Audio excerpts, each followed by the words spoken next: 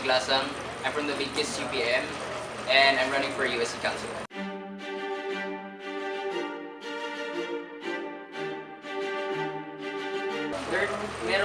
Merong dalawang ideology ang Big Kiss na talagang natamaan ako. Hindi naman tamaan, parang sobrang tagus sa puso ko.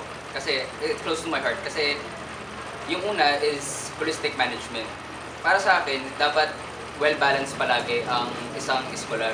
Hindi lang tayo puro aral. Kasi, di ba, sobrang toxic naman kung puro aral lang tayo. And syempre, dapat balance tayo. Dapat may culture and arts din para mas matuto tayo about sa ating cultural identity and Filipino heritage.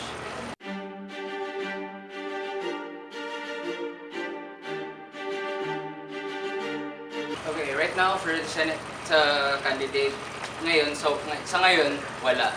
Kasi, last time na rin nag-election, ito rin yung ginawa ko. Inaral ko muna lahat ng candidates na pwede kong iboto. Gusto ko muna alamin kung ano yung plataforma nila, gusto ko alamin kung ano yung track record nila, kung kaya ba nilang gawin ito, tsaka kung ano na ba yung nagawa nila sa area kung saan yung